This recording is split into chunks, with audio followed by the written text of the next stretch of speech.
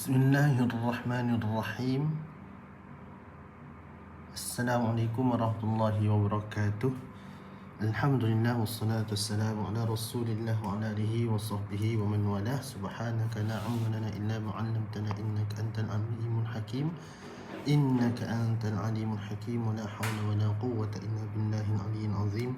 Allahumma salli wa sallim ala sayyidina Muhammadin al-Fatih ma ughliq wal khatim lima sabaqa والناصر الحق بالحق والهادي إلى صراطك المستقيم وعلى آله وصحبه حق قدره ومقدار عظيم.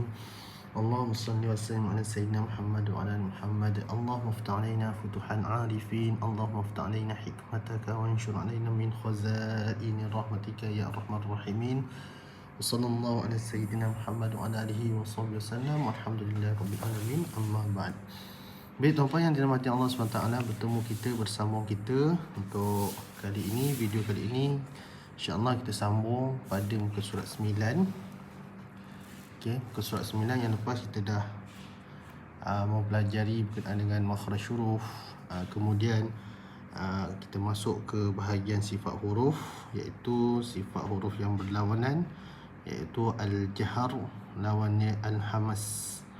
Dah belajar. Kemudian kita juga telah mempelajari berkenaan dengan sifat asyiddah lawannya ar-rakhawah, dan di antara syiddah dan rakhawah tu ada satu sifat yang dinamakan sebagai at-tawassut. Okey, at-tawassut ataupun al-bainiyah. Jadi jahar dan hamas berkaitan dengan mengalirnya nafas atau tertahannya nafas. Okey, berkaitan dengan nafas atau angin yang tekanan daripada paru-paru menyebabkan ada angin yang keluar daripada mulut dan ada angin yang tertahan di makhraj. Kalau hamas, maka huruf-hurufnya berangin seperti ha, ah, sin, as, shin, ash. Kalau jahar, anginnya tertahan, okey, seperti hamzah, ta, seperti huruf ba, okey, ab. Kemudian sifat syiddah dan rakhawah. Okey, syiddah tertahan suara, ajid, qatin, bakat. Okey, ada 8 huruf. Okey, tertahan suara. Ta, tu, na, tajri. Kalau rakhawah, melepas suara. Okey, terlepas suara. Seperti huruf kha. Okey, akhraja. Seperti huruf sin, yuwaswisu. Okey. Kemudian di antara kedua-dua sifat ini ada satu sifat pertengahan. Okey, terlepas suara sedikit. Seperti huruf ra. Okey, seperti huruf nun, huruf lam. Okey, contoh alhamdu, al tu sedikit. Alhamdu. Okey, seperti huruf nun dan huruf mim. An'amta. Okey, an'amta. Okey, dia an, am, ada sedikit, an sedikit. Dan hari ini kita akan sambung kepada sifat berlawanan yang seterusnya, iaitu al-isti'la lawannya al-istifal. Jadi isti'la ni daripada segi bahasa ialah meninggi. Okey, meninggi. Ulu, ulu, okey, meninggi. Daripada segi istilah, mengangkat bahagian pangkal lidah ke langit atas ketika menjemput huruf. So, istilah ni dia ada 7 huruf, iaitu khussa, dawtin, qidh. Jadi 7 huruf ni bila kita sebut, maka bahagian pangkal lidah tu terangkat ke langit atas, ke langit lembut. Okey, as, al, alta, alqa, okey.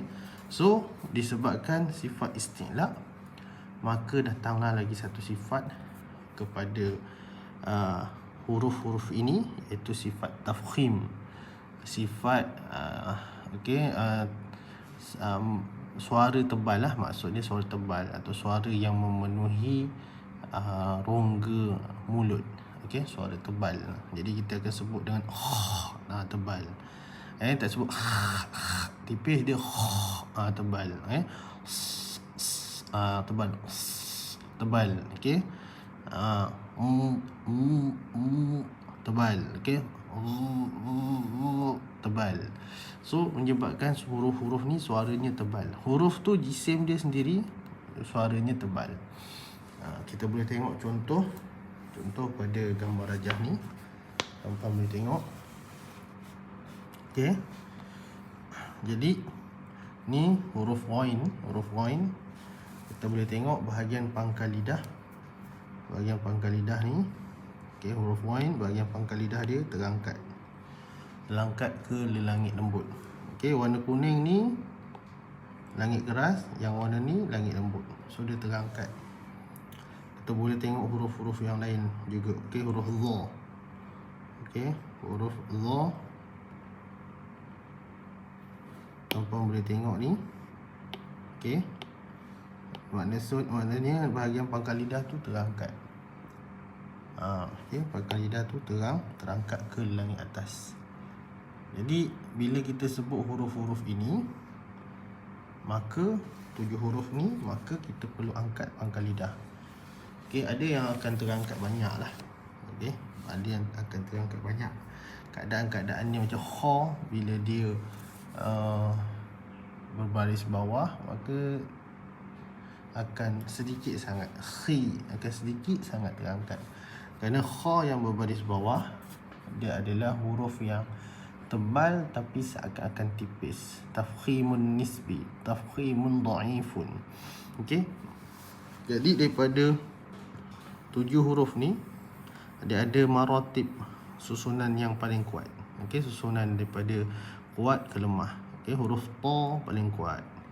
Kemudian diikuti huruf dad, kemudian diikuti huruf sad, kemudian diikuti huruf dha, kemudian diikuti huruf qaf, kemudian diikuti huruf ghain, dan yang terakhir huruf kha. So huruf sad, dad, ta, za adalah tebal yang kuat. Isti'la dia pun kuat. Okey, dan huruf qaf, ghain dan kha adalah tebal yang kurang kuat.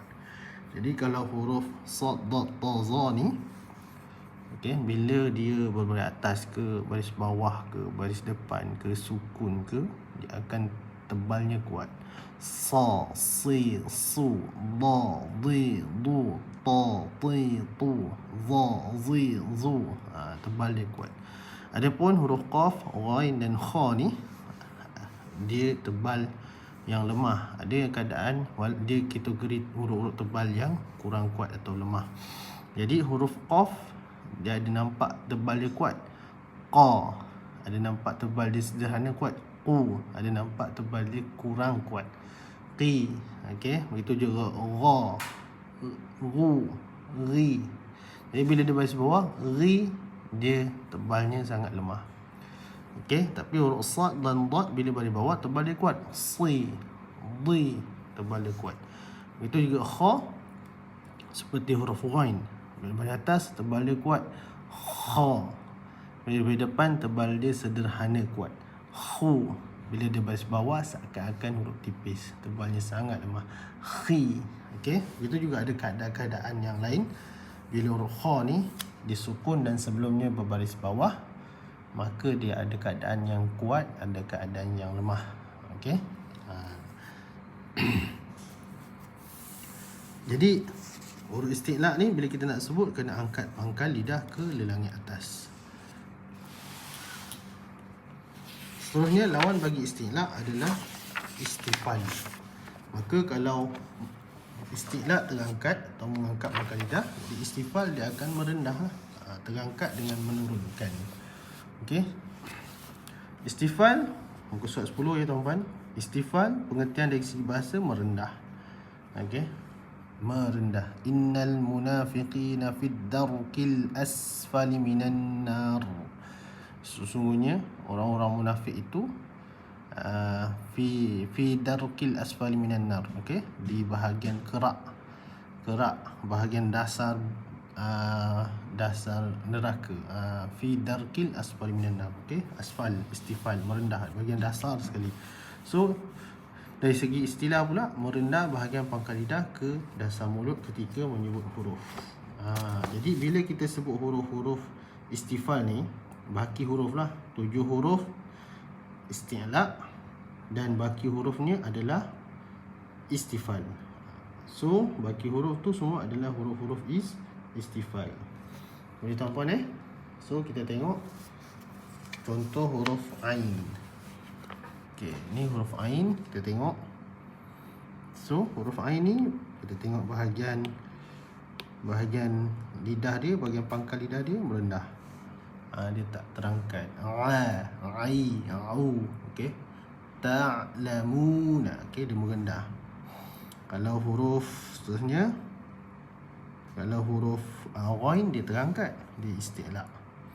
Okey. Kalau huruf fa nampak. Dia punya bahagian pangkal lidah dia betul-betul rendah sangat. Ni sehingga kan rongga di antara lidah dan langit atas ni terbuka luas. Ni istifal. Okey, pangkal lidah ni istifal. Begitu juga kalau kita tengok huruf qaf, dia isti'la.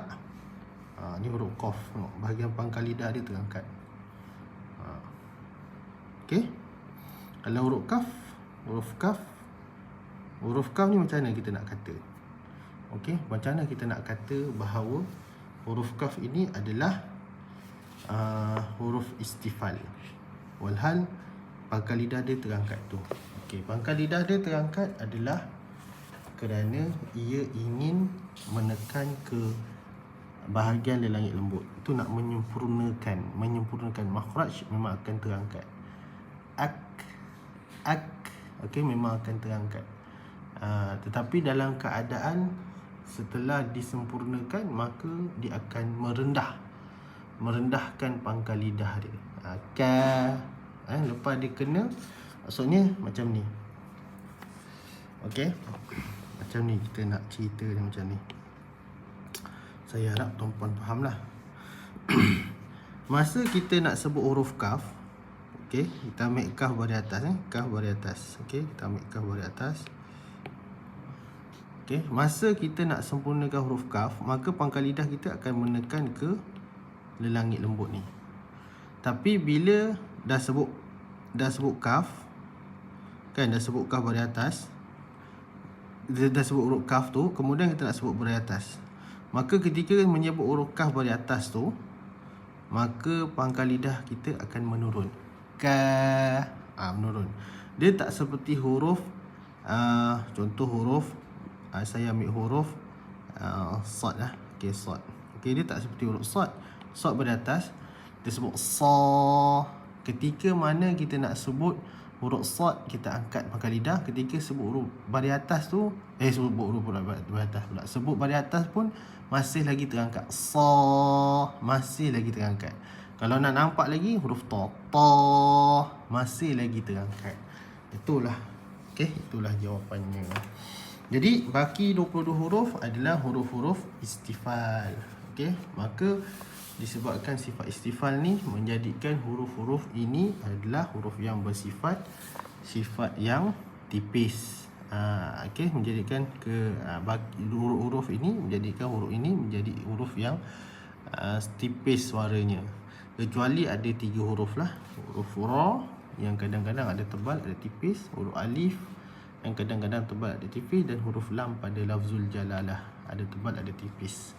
So yang sifat tebal dan tipis ini bukan sifat asliah, tapi dia merupakan sifat aridah, iaitu sifat mendatang disebabkan ada perkara-perkara yang menyebabkan dia ada.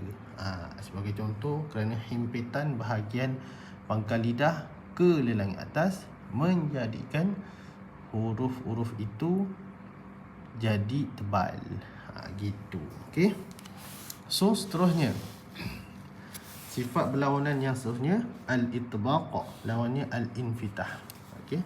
Itbaq iaitu daripada segi bahasa menutup. Dari segi istilah, menutup ruang atau rongga antara lidah dan lelangit atas. Bermaksud bahagian tertentu daripada tengah lidah, keliling lidah atau daun lidah dan sebahagian ujung lidah akan melengkung ke langit atas ketika menyebut huruf. Okey, so dia ada 4. Sad, dad, ta, za. Jadi tuan-puan, kita tengok contoh-contoh contoh-contoh huruf-huruf yang itbaq. Okey, kita tengok contoh-contoh huruf yang itbaq. Dia ada 4 huruf ni. Okey, kita tengok contoh. So tuan-puan tengok huruf ta ni. Okey, huruf ta ni. Ni huruf ta. Tuan-puan tengok dia punya makhraj dia, huruf ta. So kalau terangkat pangkal lidah tu, terangkat pangkal lidah menghimpit ke langit atas, itu sifat isti'la. Okey, kalau bahagian tengah atau bahagian tertentu daripada lidah ataupun rongga yang saya colourkan warna hijau ni, dia terhimpit, menjadikan dia jadi kecil lah. Okey, kecil yang menjadikan dia jadi, dia tak tutup habis, tapi kira menutup lah. Okey, menutup tak habis gitu. Menjadikan rongga yang warna putih ni, rongga putih ni, yang putih ni jadi sempit, maka itulah sifat itbaq. Gitu. Okey.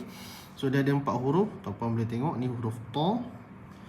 Kemudian seterusnya itu juga huruf za. Okey, dia terhimpit. Cuba tuan-puan tengok kalau huruf ain, dia luas. Luas. Bahagian pangkal lidah merendah, bahagian tengah lidah, bahagian rongga ni terbuka. Terbuka. Okey, kalau kita tengok huruf ghain, dia sifat isti'la. Gha. Okey, sifat isti'la. So bahagian pangkal lidah terangkat. Tapi dia sifat istifal. Dia sifat istifal. Istifal pula. Dia sifat infitah. Bahagian rongga ni terbuka. So bahagian rongga ni terbuka, sifat infitah. Okey. Kalau bahagian rongga yang ni terbuka, kalau terbuka sifat istifal. Tapi kalau bahagian rongga sekarang ni huruf ghain, dia bahagian rongga ni tertutup kan. Okey, tertutup, maka ia adalah sifat isti'la. So huruf ghain dia isti'la, terangkat pangkal lidah, dan istifal, terbuka rongga ni. Okey, faham Jadi bila kita nak sempurnakan huruf sad, dad, ta, za, ta, kemudian maka kita akan mengangkat banyak juzuk daripada lidah kita. Okey, so angkat pangkal lidah untuk sempurnakan isti'la bagi 4 huruf ni, dan tutup rongga di antara lidah dan langit atas. Macam mana nak tutup? Kena angkat juga lidah. Angkat dia daun lidah ke langit atas, lengkungkan dia daun lidah ke langit atas, maka kena dapatlah sifat itbaq. Itu yang menjadikan 4 huruf ni huruf yang tebal, yang kuat, sebab dia bukan sahaja itbaq, dia juga isti'la. Tapi kalau ghain, qaf dan kha tadi, dia hanya isti'la saja, tapi dia bukan itbaq, dia infitah. Itu yang dikategori huruf tebal yang kategori lemah atau kurang kuat. Okey, so lawan bagi itbaq adalah infitah. Infitah ni terbuka, atau membuka. Dari segi istilah, membuka ruang atau rongga antara lidah dan langit atas, bermaksud bahagian tengah lidah, keliling lidah dan bahagian ujung lidah, tidak terangkat ke langit atas ketika menyebut huruf, ataupun merendah. Merendah ke dasar mulut. Tak adalah rendah betul-betul dasar mulut, tapi kira rongga tu terbuka. So baki dia 25 huruf. Banyak huruf dia, 25 huruf. Bila kita sebut huruf-huruf tu, maka dia akan merendah, akan terbuka rongga. Seperti huruf ghain ni. Tengok, rongga tengah ni terbuka. Seterusnya huruf, kita tengok huruf seterusnya.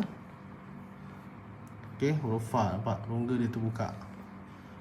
Huruf qaf, walaupun dia isti'la, tapi dia infitah, terbuka rongga, nampak ni. Itu juga huruf kaf, dia terbuka rongga. Ka, buka rongga, nampak. Lam, terbuka rongga. Itulah sifat itbaq, lawannya infitah. Seterusnya tuan-puan, yang terakhir ialah sifat izlaq, lawannya ismat. Jadi saya pada sifat izlaq dan ismat ni, saya tak bercadang untuk syarah lebih detail lah. Syarah lebih detail, sebab sifat izlaq dan ismat ni adalah satu sifat yang mana ia berkaitan dengan tata bahasa Arab, berkaitan dengan saraf. Kalau tuan-puan ingin mungkin tuan-puan dah tahu bahawa ilmu tajwid ni dulu adalah babut tajwid fi ilmi saraf. Ilmu tajwid ni dulu adalah satu bab yang dinamakan bab tajwid dalam ilmu saraf. Kemudian datang ulama-ulama. Sebab tu kalau kita tengok ulama-ulama yang berpandangan dalam bab makhraj huruf, bab sifat huruf ni kebanyakannya ulama-ulama bahasa Arab. Di antaranya Imam Sibawai. Itu ulama yang pakar dalam bahasa Arab. Jadi ilmu tajwid ni merupakan bab dalam ilmu saraf. Kemudian datang ulama-ulama kemudian mengeluarkan bab tajwid daripada ilmu saraf kepada satu ilmu. Jadilah dia ilmu tajwid. Jadi ilmu tajwid ni bukanlah satu ilmu yang awalin. Bukan satu ilmu yang awal-awal, bukan satu ilmu yang besar seperti ilmu bahasa Arab, ilmu fiqah, ilmu yang besar lah. Bukan satu ilmu yang besar. Dia ilmu yang besar, tapi tidaklah besar yang seperti ilmu bahasa Arab, ilmu fiqah, ilmu hadis. Dia merupakan satu ilmu. Kalau kita tengok ilmu tajwid ni, dia punya kitab-kitab dia kecil je. Perbahasan makhraj huruf, sifat huruf, kunun mati, kumim mati, dia tak seperti dia tak seperti macam ilmu fiqah. Ilmu fiqah dia macam-macam bab muamalat, bab jenayah besar. Bab jenayah, bab muamalat tu je dah besar tuan-puan. Dah dengan macam-macam, dengan jual beli daripada sudut perbankan lagi, daripada sudut kad bank lagi, daripada sudut peminjaman lagi, daripada sudut akad jual beli lagi, daripada sudut macam-macam lah. Macam-macam. Jadi ilmu tajwid ni dia ilmu yang ilmu yang kira antara ilmu-ilmu yang bongsu lah. Ilmu-ilmu bongsu yang lahir bukan daripada zaman betul-betul zaman sahabat dah ada, zaman Nabi, zaman tabi'in dah ada. Dia lahir ke belakang sedikit. Kalau kita tengok kitab yang pertama tu pun lahir pada 300 lebih Hijrah. Syair Al-Khaqani tu. So saya tak bercadang nak cerita lanjut sebab dia berkaitan bahasa Arab. Kalau nak ni kena masuk ilmu saraf lah, masuk bahasa Arab. Jadi payah sikit, payah nak cerita. So kalau kita ambil sahaja pembacaannya, pengertian dari segi bahasa, izlaq itu adalah tergelincir atau lancar. Dari segi istilah, mudah dan lancar menyebut huruf kerana sebagai huruf tersebut keluar daripada hujung lidah dan sebagainya lagi 2 bibir. Dia ada 6 huruf. Farra min lubbin, 6 huruf. Kalau kita nak faham mudah dan lancar menyebut huruf fa lancar, af, ar, am, an, al, ab. Sedangkan huruf lain pun lancar juga. Au, huruf apa lagi yang ujung-ujung lidah, ad, az, as, ash, semua lancar je. Macam mana nak diistilahkan lancar tu? So kita tengok lawan bagi sifat izlaq, iaitu ismat. Dari segi bahasa ditegah hanya, dari segi istilah ditegah hanya menggunakan huruf-hurufnya bagi asal bagi asal kalimah atau kata akar bagi kalimah bahasa Arab. Bahasa Arab yang terbina lebih dari 3 huruf. Setiap kata akar yang terbina dari 4 atau 5 huruf dalam kalimah bahasa Arab adalah terdapat padanya campuran huruf-huruf izlaq dan huruf-huruf ismat. Baki 23 huruf. Dia macam ni tuan-puan, bahasa mudah fahamnya. Bahasa mudah fahamnya, dalam satu kalimah bahasa Arab, dalam satu kalimah bahasa Arab yang mana kata akar dia tu terbina daripada 4 atau 5 huruf. Contoh qatala, daripada wazan fa'ala. So huruf fa, alif, ain, lam tu, ataupun huruf qaf, alif, ta, lam tu, nak bina kalimah qatala, nak bina satu kalimah yang terbina daripada 4 huruf tu, mesti kena ada campuran huruf ismat dan huruf izlaq. Contoh saya sebut fa'ala. Ada huruf fa dan huruf lam, iaitu huruf bagi izlaq, dan huruf ain dan huruf alif bagi huruf ismat. So mesti dia campur dua tu supaya menjadikan kalimah tersebut mudah nak disebut. Itu di sisi orang Arab lah. So saya ambil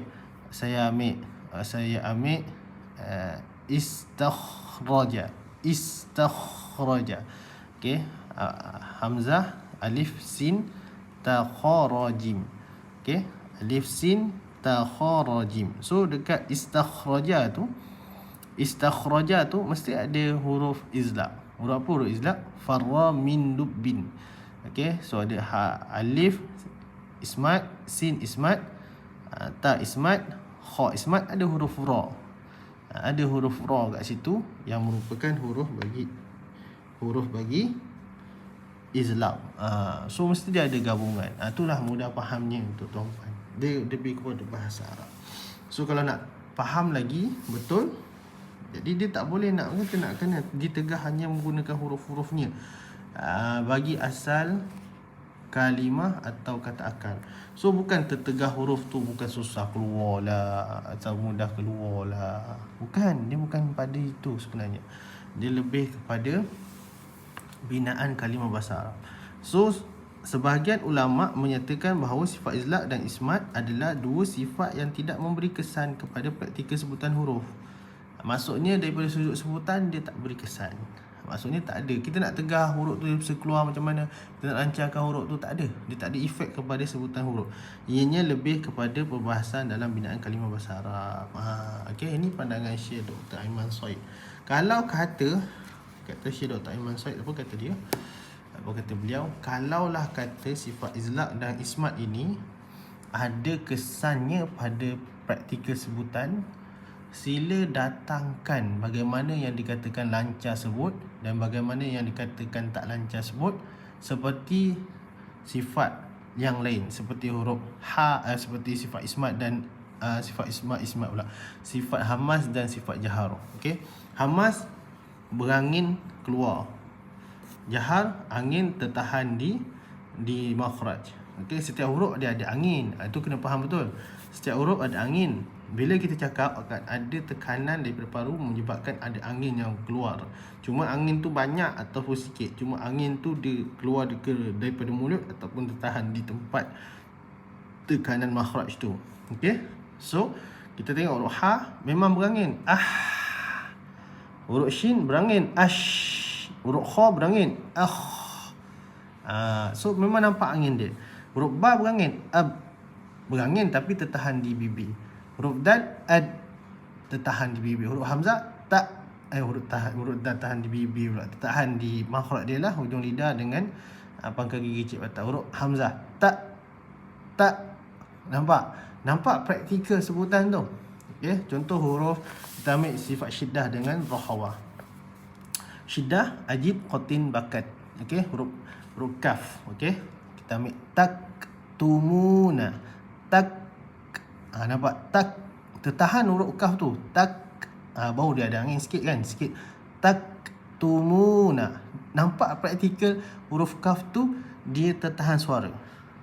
Ataupun kita ambil huruf ta. Tatluna. Dia tertahan. Tatluna. So baru dia berangin sikit. Jadi huruf ta dan huruf kaf ni dia syiddah dan dia hamas. So dia akan tahan suara kemudian lepaskan angin sikit. Nampak praktikal dia.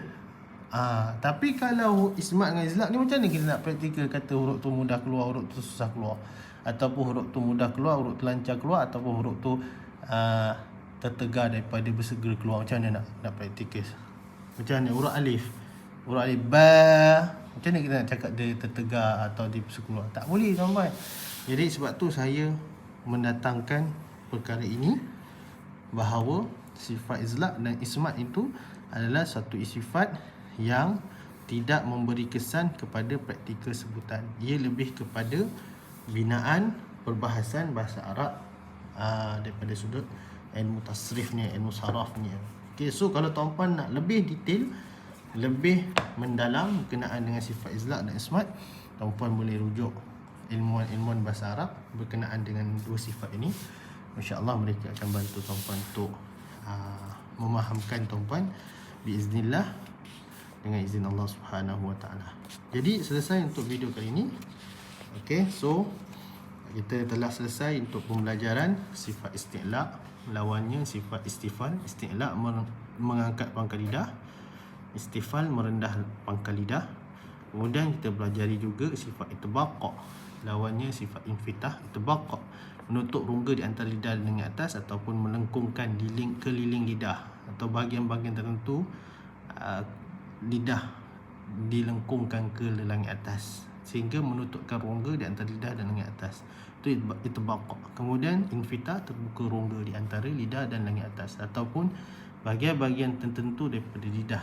Okey, taifah minan lisan, bahagian-bahagian yang tertentu, okey, atau ajza' minal lisan, juzuk-juzuk yang tertentu daripada lidah terendah, okey, terendah ke dasar mulut sehingga menyebabkan rongga itu terbuka. Rongga di tengah lidah tu rongga di tengah mulut tu terbuka. Dan yang terakhir kita juga telah mempelajari izlaq dan ismat. So izlaq dan ismat tuan-puan tak perlu pening-pening. Okey, maka izlaq dan ismat tuan-puan just pegang bahawa dia tak memberi bekas kepada praktikal sebutan. Maksudnya dia tak ada efek. Tak ada efek dan tidak diperlukan dalam ketika menyebut huruf. Okey, itu sahaja untuk kali ini tuan-puan. Jazakumullah khairul jazak. Jumpa lagi kita di video yang akan datang. InsyaAllah kita akan bahas berkenaan dengan sifat-sifat huruf tunggal. Ada 7 sifat. Okey, as-safir, al-qalqalah. Okey, safir berdisi suara, qalqalah berdetak suara, al-lin, okey, suara lembut lunak yang boleh dipanjangkan sebutannya, yang tiada bebanan pada lidah. Okey. Kemudian inhiraf, melencong makhraj atau di sebahagiannya kata melencong suara, at-takrir, bergetaran di hujung lidah, tafashi, berhamburan angin, dan al-istitalah, memanjang bahagian sisi lidah.